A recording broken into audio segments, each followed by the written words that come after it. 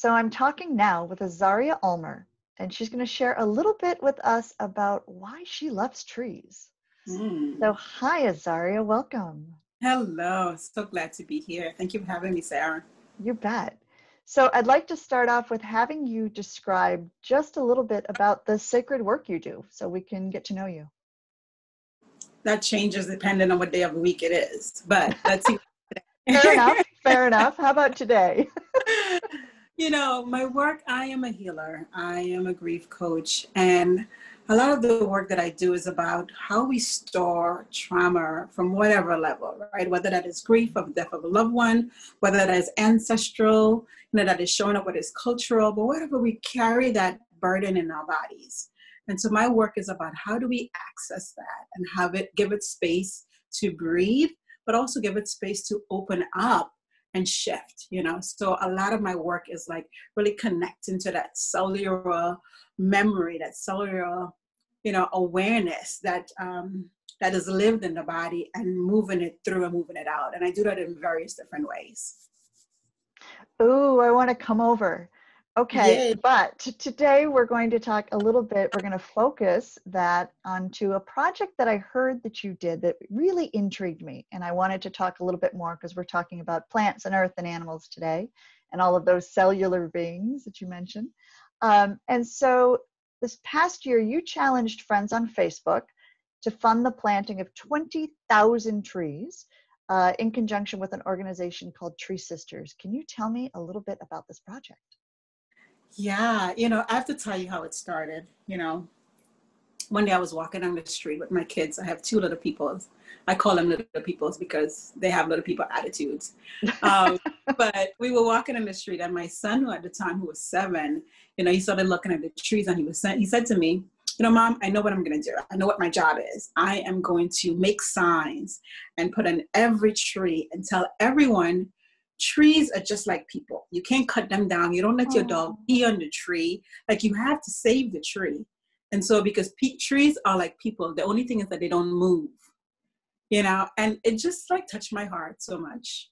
And it also reminded me of my own love for trees and being raised in the Caribbean with trees and, all the times that I spend there.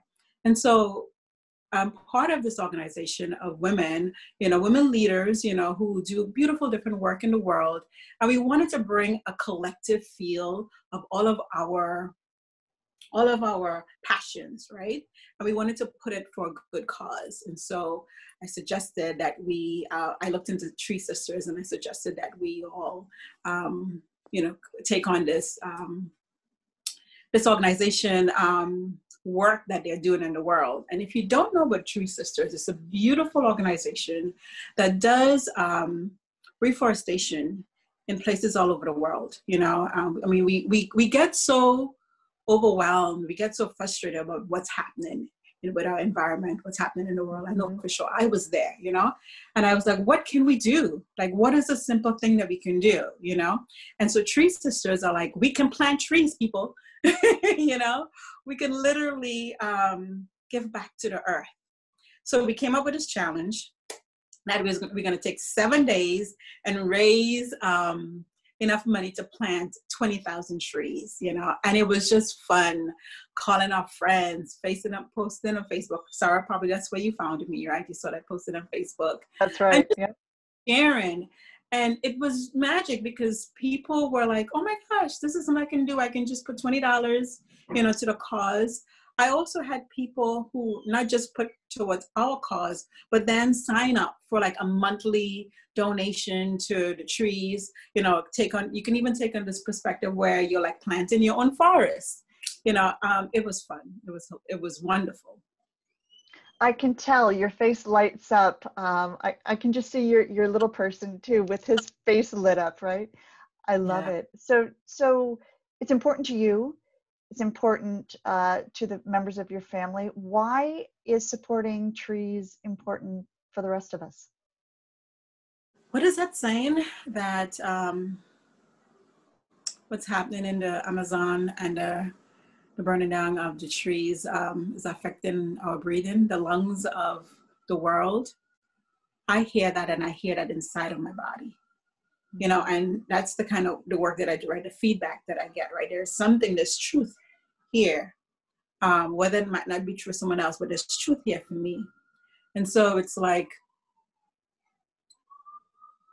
we can tell that there's something going on with the environment, regardless of wherever we are in the spectrum, right? There are things that are going on. And I feel like we can all play a role in shifting that and changing that in some way. And so this is why this has been such a passion for me, for my children, for my family, and why I'm here sharing that with you.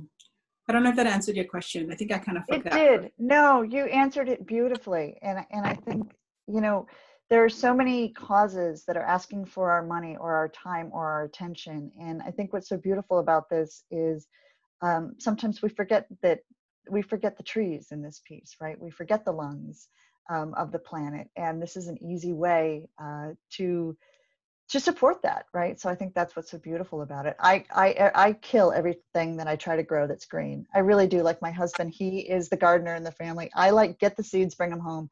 I have to stay away from them. He plants them, right? But this is a way for those of us without a green thumb, perhaps, to be able to support life on the planet and the tree people. So I have two more questions for you. Yeah. One is, do you have any personal experiences with a particular tree person, or anything meaningful from your life with a particular tree that you'd like to share? Yeah. God, I'm like, there's so many. Nature, being with trees, is part of my spiritual practice. And, you know, I was born in the Caribbean. I had the opportunity to, what I say, was raised underneath a tree. You know, I made lots of mud pies and, you know, swung in the branches. And so there's always been this relationship that you could not have told me that wasn't one of my friends that I was playing with. You know, there was just this closeness that I always felt. But I forgot about that connection as I became a teenager and in the young adulthood, you know? And I, in my mid-20s, I unexpectedly lost my mother. And that was a place I had to go back to help in my healing. You know, like when things was just too much, you know, I would take a walk, you know, and spend time underneath the trees, taking my shoes off and just like having my feet on the ground just seemed to somehow bring some kind of groundedness, some kind of support. And I started to remember this young childhood love I had, you know? And so wherever I am, I've traveled quite a bit, but wherever I am, I find some trees. You know, it could even be in the city. It's like I go find some kind of tree to like sit under, or to take my shoes off and put my feet in the earth, or put my hand up against the bark. It's like being plugged in to life, and I get fed in some way, you know? And I also feel that I give to it also. You know, there's this place of honoring. And also too, I feel that I can hear them. It's like they have language, you know, it's like they can talk to me. I used to think I was really crazy, but you know, I've completely embraced it, you know, that there is this connection, there is this connection for me, and I'm always wanting to be in tune with that and connected to that. I love it. So the last question for you is, what single action, that makes it tough, right? What single action would you suggest for people who feel connected to trees? One action. Wow. That's a tough one, Sarah. I can't just give one. All right. Well, like one or two. Well, obviously we have the supporting tree sisters we've already taken care of, so we don't need to say that one again, right? Yeah. But you know what? We live in a state where many of us feel overwhelmed, right? And we're within talks like this, we have a lot of great things that we talk about, and I like to have kind of one thing that we can leave with that's easily doable within our grasp, right? To support this connection. Yeah. Let me think about that for a second.